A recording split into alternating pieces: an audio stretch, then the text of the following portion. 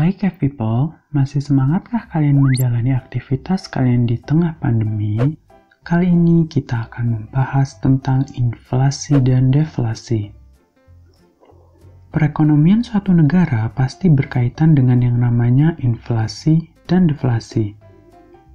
Istilah ini sering dikaitkan dengan kondisi perekonomian yang tidak baik, apalagi inflasi tidak wajar dan tidak terkendali, atau deflasi yang terus-menerus.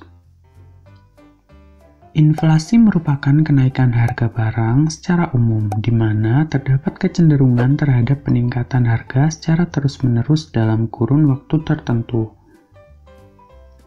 Peristiwa kenaikan harga yang dimaksud bukan hanya dari satu atau dua barang saja loh, akan tetapi meluas pada hampir seluruh barang yang ada di seluruh kota atau negara.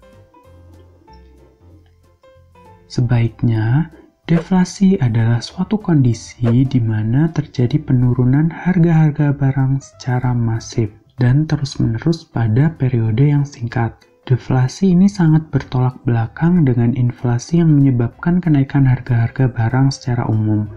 Oleh karena itu, deflasi bisa diartikan juga dengan disinflasi atau penurunan tingkat inflasi dalam suatu negara. Nah, selanjutnya, apa sih penyebab dari inflasi? Yang pertama adalah banyaknya uang yang beredar. Jumlah uang yang beredar selalu memiliki keterkaitan dengan adanya inflasi. Pasalnya, perlu diingat, jika jumlah barang tetap namun jumlah uang yang beredar lebih besar 2 kali lipat, maka tidak mengherankan jika harga barang ikut meningkat 2 kali lipat. Yang kedua adalah kenaikan biaya produksi. Inflasi yang terjadi karena adanya dorongan kenaikan biaya produksi secara terus-menerus, yang disebabkan karena adanya desakan biaya faktor produksi yang terus naik. Yang ketiga adalah kenaikan penawaran dan permintaan. Apabila terjadi kenaikan penawaran dan permintaan terhadap barang atau jasa, namun penyediaannya sangat terbatas, akan mengakibatkan penyediaan barang dan faktor produksi menjadi turun. Jenis ini akan sulit diatasi dan dikendalikan saat terjadi kesenjangan yang tinggi antara keduanya. Yang keempat adalah persediaan barang yang terbatas. Penyebab inflasi dari segi struktural ekonomi, dalam kasus ini produsen tidak dapat mencegah kenaikan permintaan yang cepat akibat melonjaknya pertumbuhan penduduk, hingga akhirnya permintaan tidak seimbang dengan penyediaan yang ada. Selanjutnya, kita akan membahas tentang penyebab deflasi. Yang pertama adalah menurunnya uang yang beredar. Berada di posisi pertama yang menjadi alasan mengapa terjadinya deflasi dapat terjadi karena banyak orang yang memilih hasil yang besar atau bunga yang tinggi di bank, sehingga mereka menggunakan peluang tersebut untuk menabung. Yang kedua adalah jumlah barang di pasar meningkat. Merupakan salah satu kesalahan produsen yang melakukan produksi tanpa perhitungan yang tepat.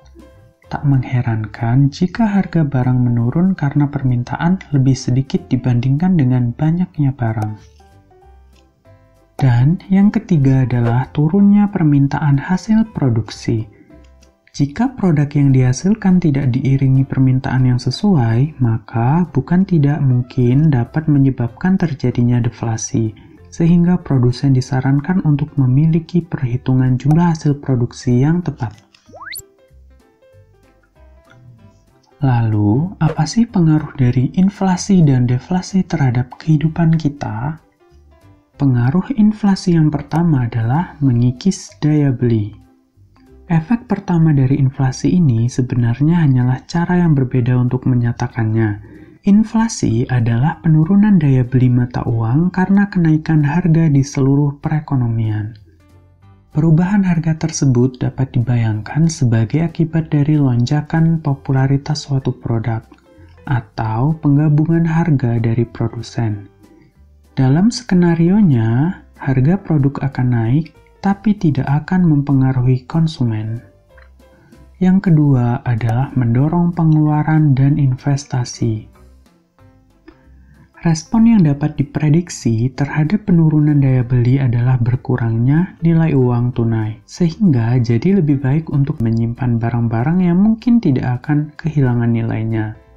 Bagi konsumen, itu berarti mengisi tangki bensin, mengisi lemari es, membeli sepatu ukuran berikutnya untuk anak, dan sebagainya. Namun, untuk bisnis itu berarti melakukan investasi modal. Lalu, pengaruh deflasi.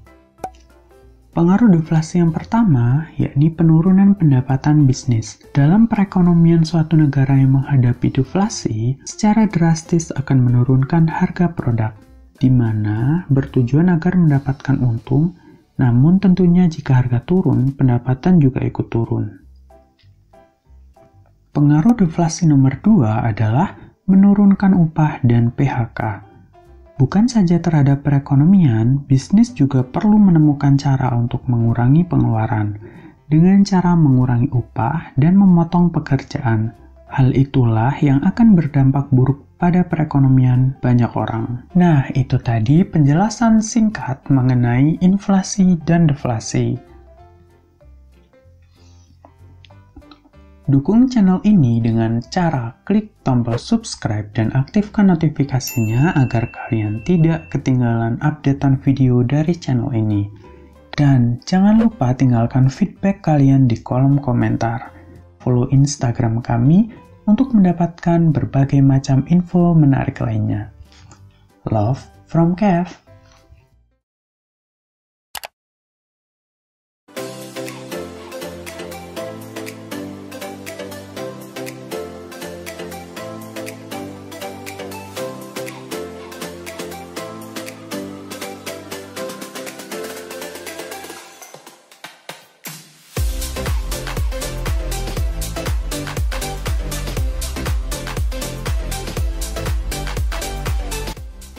Sebelum kalian lanjut, klik subscribe dan aktifkan notifikasinya.